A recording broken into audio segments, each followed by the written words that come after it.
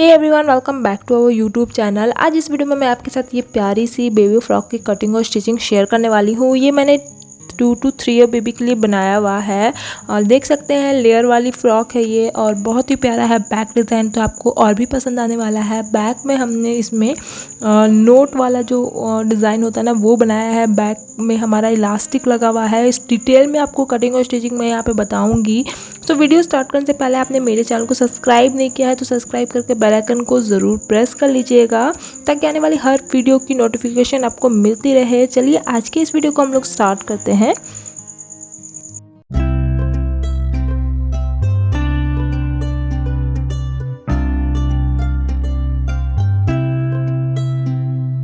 तो यहाँ पे हम सबसे पहले अपने फ्रॉक का जो टॉप पार्ट होता है ना उसका फ्रंट पैटर्न को कट करेंगे क्योंकि बैक साइड में तो हमारा नोट रहने वाला है। तो लेंथ वाइज इसे हमने रखा हुआ है इंचेस और अभी चौड़ाई हमने लगभग 50 इंचेस रखे। फिटिंग के अकॉर्डिंग हम कट कर लेंगे। अभी हम 2 फोल्ड कर लेंगे इसे। और यहाँ पे मैं ना जो फ्रॉक बना रही हूँ थोड़ा सा हेल्दी बेबी के लिए बना रही हूँ, इसलिए मैं यहाँ पे शोल्डर अभी 4 इंच ले रही हूँ और ½ इंच हमारा जो स्ट्रैप निकलने वाला है ना उसके लिए ऐड करूँगी। जैसे यहाँ पे हमने 4 इंच लिया, ½ इंच और एक्स्ट्रा मार्क कर लेंगे जो हमारा स्ट्रैप रहेगा। अगर आपका बेबी ज़्यादा हेल्दी नहीं है तो यह 4 इंच ही ले। ऊपर से हम 3 इंच ले करके नीचे 5 इंच यानी नीचे हम यहाँ पे इस तरह से मार्क कर लेंगे और यहाँ पे आर्म होल का शेप दे देंगे। ठीक है, अब जो हमने 4 इंच में मार्क किया ना वहाँ से हम इस तरह से नीचे की ओर मार्क कर लेंगे पहले 5 इंच पे और यहाँ से जो 4 इंच पे हमने मार्क किया ना वहीं तक हम इसे कर्व शेप दे देंगे हल्का सा। और फिर हम अपनी फिटिंग की मापी लेते हैं। फिटिंग मैं ले रही हूँ यहाँ पे 6 इंच में। टोटल हमारा बेबी का जो फिट है ना वो 24 इंच है, उसका 4th हिस्सा हमें लेना है।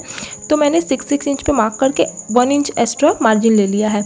तो इस तरह से मार्किंग करने के बाद इसे हम कट करेंगे। तो यहाँ पर मैं पहले पिनअप कर ले रही हूँ ताकि हमारा कपड़ा सिक्योर हो जाए, फिर हम इसे कट कर लेंगे।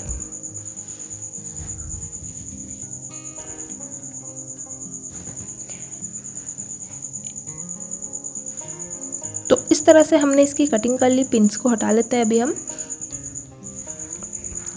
तो ये कुछ हमारा इस तरह से आएगा डिज़ाइन। ठीक है, तो यहाँ पे हम एक अस्तर लेने वाले हैं। बस हमारा अस्तर फ्रंट में ही यूज़ होगा और कहीं यूज़ नहीं होगा। तो यहाँ पे अभी हम इसकी साइड कर लेते हैं क्योंकि पहले हम अपने स्ट्रैप को रेडी करेंगे। स्ट्रैप के लिए हमें क्या करना है ना, अपना फैब्रिक में से ही यहाँ पे हमें पट्टी कट कर ली है, 2 पट्टी दोनों साइड्स के लिए।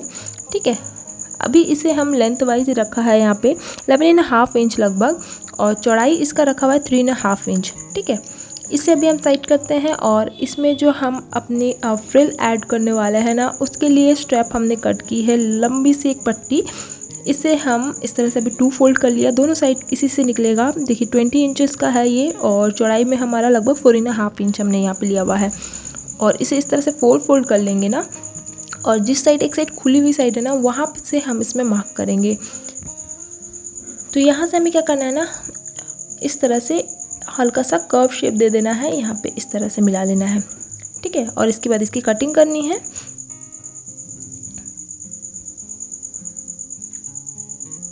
तो ये हमारा दोनों साइड का जो फ्रिल ऐड होगा ना हमारा वो हमारा ये निकल गया। दोनों साइड के लिए हम इसमें फ्रिल रेडी करेंगे।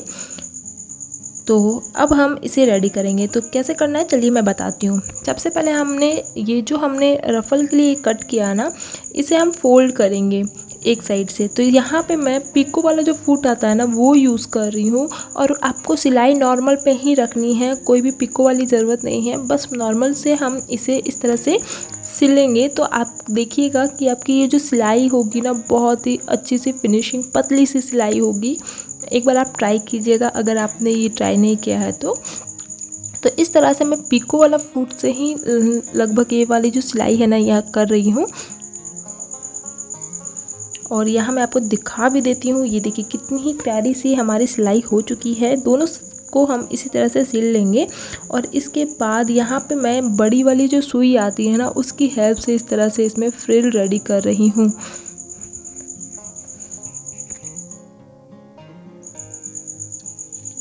दोनों साइड का जो फ्रिल है इसी तरह से हमें रेडी कर लेना है।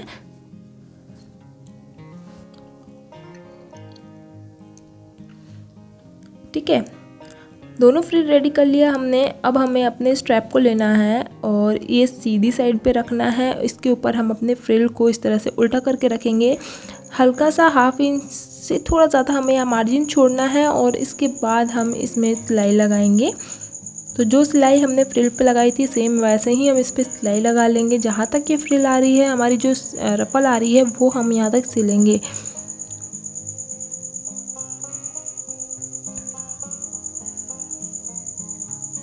ये देखिए, अब हम इससे हमें फैब्रिक को इस तरह से ओवरलैप करना है इसके ऊपर, और फिर इसी तरह से जो हमारी सिलाई है ना उसे छुपाते हुए इस तरह से हम इसे फिनिशिंग से सिलाई दे देंगे।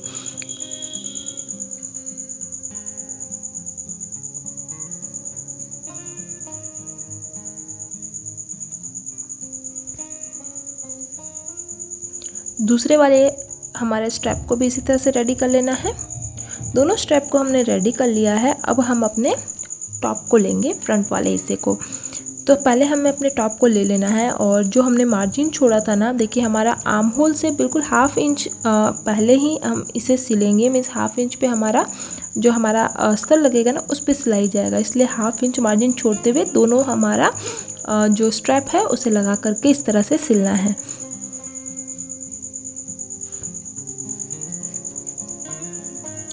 अब हम इसी के ऊपर हम अपने अस्तर को रखेंगे इस तरह से, और अब उल्टे साइड से हम जो हमारा शेप है ना, जो हमारा नेक का आर्म होल का, उसी शेप पे हम सिलाई करेंगे। जो हमारा स्ट्रैप में रफल हमने ऐड किया ना उसे ध्यान से हटा लेना है ताकि उसकी सिलाई ना हो जाए, और बिल्कुल ऐसे ही हमारा शेप पे इस तरह से हाफ इंच का मार्जिन देते हुए सिलाई लगा लें।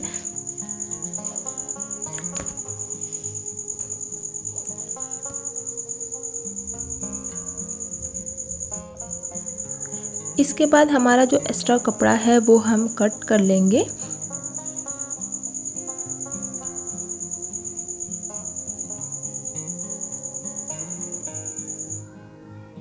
और फिर हम इस तरह से कट लगाएंगे छोटी छोटी, है ना। इस तरह से कट लगाने के बाद ध्यान रखें कि हमारी जो सिलाई है वो नहीं कटनी चाहिए। बस इस तरह से हम कट लगा के इसे सीधे साइड पे पलट करके, अब जो हमारा फिनिशिंग वाला जो टॉप का पार्ट है ना उसी के अकॉर्डिंग इसमें हमने सिलाई करके एक्स्ट्रा कपड़े को कट कर लिया। तो यहाँ तक ये हमारा रेडी हो गया है। अब हमें बैक साइड के लिए स्ट्रैप रेडी करना है। तो एक बार ये नाप ले, तो ये आ रहा है 4 इंच का। यहाँ पे मैंने वापस से दोनों साइड के लिए 2-2 पीस करके स्ट्रैप कट किया है।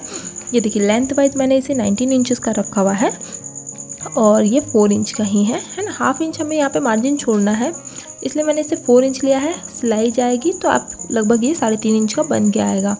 अब हमें इसमें क्या करना है, चारों पीस को हमने एक पे करके रख लिया और इसे हम एक साइड से हल्का सा कर्व शेप में शेप दे देंगे। इस तरह से इसे 4 फोल्ड हम कर लेते हैं, पिन अप कर लेते हैं, फिर इसमें हम कर्व शेप दे देते हैं।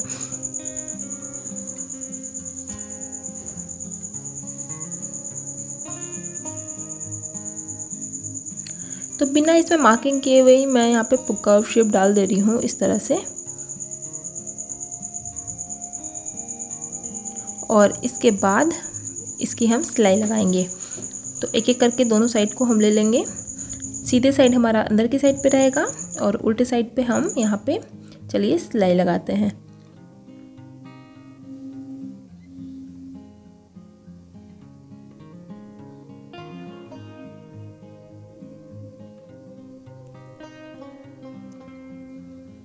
इस तरह से सिलाई देने के बाद हम हल्का हल्का इसमें कट लगा लेते हैं और फिर इसे पलट लेते हैं। ऐसे ही हम अपने दूसरे वाले स्ट्रैप को भी रेडी करेंगे।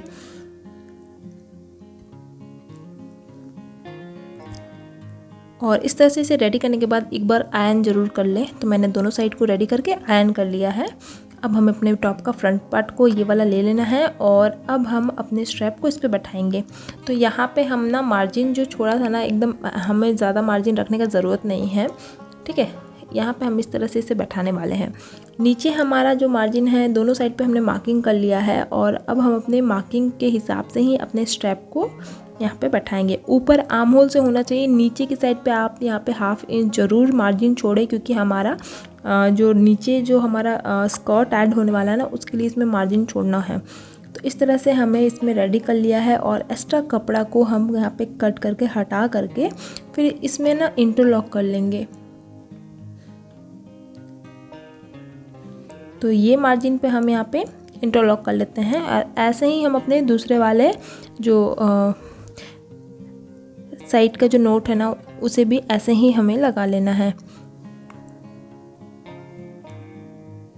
ये देखिए दोनों साइड को हमने अच्छे से रेडी कर लिया। अब इसे बैक साइड पे इस तरह से सेट करके अब जो स्ट्रैप है ना ये यहाँ पे आएगा, बिल्कुल इसे सेट कर लीजिए और जहाँ पे आपका स्ट्रैप आ रहा है ना सीधा वहीं पे आप यहाँ पे मार्क लगा लीजिए और उसके बाद हम यहाँ पे इसे सिलेंगे।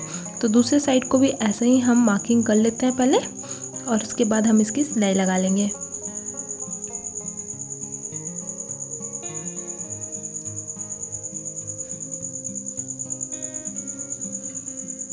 तो उल्टे साइड पे भी मार्किंग लेने के बाद हम यहाँ पे सिलाई करते हैं।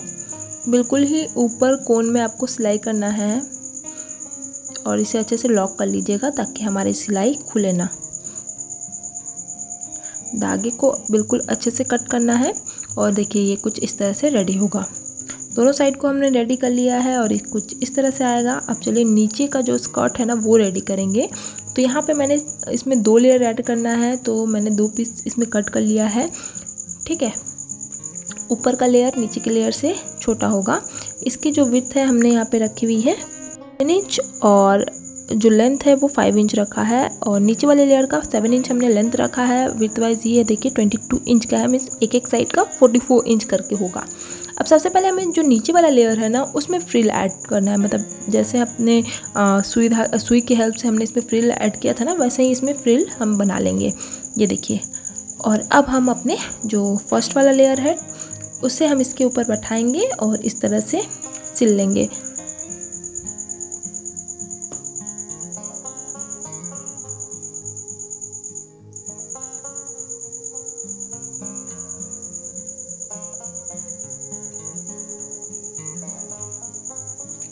तो दूसरे वाले साइड को भी हम ऐसे ही रेडी करेंगे, बट ऊपर वाला लेयर है ना उसमें हम बैक साइड के लिए सिलाई नहीं लगाएंगे। इसमें ऊपर वाले साइड पे भी हम इस तरह से फ्रिल ऐड कर लेंगे जितना हमारा जो टॉप हमने रेडी किया ना उसका मार्जिन है। ये देखिए बिल्कुल बराबर आ रहा है। अब हम क्या करेंगे, जो बैक साइड है ना उसके लिए हम लेंगे और जैसे हमने पिको वाला फुट से हेल्प से सिलाई की थी ना वैसे ही इसे भी हम ऊपर की साइड से सिल लेंगे। और बैक में हम लगाने वाले हैं इलास्टिक, इसलिए पहले इसकी सिलाई लगा लेते हैं फिर इलास्टिक लगाते हैं।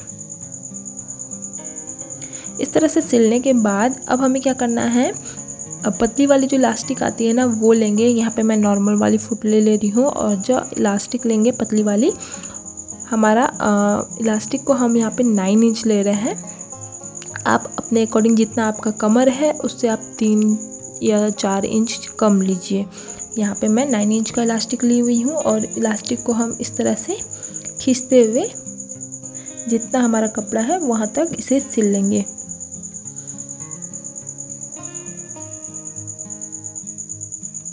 ये देखिए हमने इसे लगा लिया। अब हम इसे साइड करते हैं। पहले टॉप पार्ट को लेना है और फ्रंट वाला जो फ्रिल हमने तैयार किया था ना वो ले करके इस पे हम इसे रख करके सिल लेंगे। और साथ ही साथ मैं इसमें इंटरलॉक भी कर रही हूँ, मैंने आपको ये नहीं दिखाया है, आप इसमें इंटरलॉक कर लीजिएगा। इस तरह से सिलने के बाद अब हमने बैक साइड को लेना है, इस तरह से इस पर बैठा करके यहाँ से इस तरह से सिल लेना है। साइड्स को भी इंटरलॉक कर लीजिएगा, मैं ये सब आपको नहीं दिखा रही हूँ। फिनिशिंग के लिए जितना आप फिनिशिंग बनाओगे आपकी सिलाई दिखने में उतनी ही अच्छी लगेगी, इसलिए मैं यहाँ पे पूरे में इंटरलॉक ज़रूर करती हूँ। इस तरह से सिल लीजिए एक बार दोनों साइड को और फिर हम इसे सीधे साइड पे पलटेंगे। तो यहाँ पे हमारा फ्रॉक लगभग बनकर रेडी हो गया है। बस हमें क्या करना है, इसे नीचे की साइड को फोल्ड करके सिलना है। तो पहले मैं यहाँ पे नीचे की साइड को फोल्ड कर लेती हूँ, फिर इसका फाइनल लुक आपको दिखाती हूँ। तो ये देखिए हमने फ्रॉक को रेडी कर लिया है। कैसा लग रहा है आपको ज़रूर बताइएगा। और ये देखिए फ्रंट से कुछ इस तरह से लुक आएगा और बैक साइड से ना हमारा बहुत ही अच्छा सा पैटर्न रेडी हुआ है नोट वाला। नेक यहाँ पे आप अपने अकॉर्डिंग रख सकते हैं, चौड़ाई भी आप अपने अकॉर्डिंग लीजिएगा, क्योंकि बहुत मुझे कमेंट आता है कि आपने नेक बड़ा कर दिया। मैंने अपने अकॉर्डिंग लिया है, आप अपने अकॉर्डिंग ले सकते हैं। बैक में आपका जो इलास्टिक लग रहा है ना, आपका जितना कमर है, सपोज मैंने 24 इंच का मार्जिन लिया है, 24 का आधा होता है 12, और 12 में मैंने यहाँ पे इलास्टिक कितना लिया 9 इंच। तो आपका जो ये कमर पे बैठेगा ना, बहुत ही अच्छा फिटिंग बैठेगा। और बैक में कुछ इस तरह से ये नोट होगा यहाँ पे। तो ये फाइनल लुक आपको कैसा लग रहा है मुझे कमेंट ज़रूर कीजिएगा। कोई भी डाउट हो तो आप मुझे इंस्टाग्राम पे डीएम कर सकते हैं। और ये वीडियो अगर आपको पसंद आई होगी तो लाइक कमेंट शेयर ज़रूर कर दीजिएगा। मेरे चैनल को सब्सक्राइब कर लीजिएगा और मुझे इंस्टाग्राम पे भी फॉलो कर लीजिएगा। लिंक आपको ना डिस्क्रिप्शन बॉक्स में मिल जाएगी। सो इसी तरह से मेरे चैनल में अच्छी अच्छी वीडियो आती रहेंगी। चैनल को सब्सक्राइब ज़रूर कर लीजिएगा। सो मिलते हैं अगले वीडियो के साथ। Thank you so much for watching.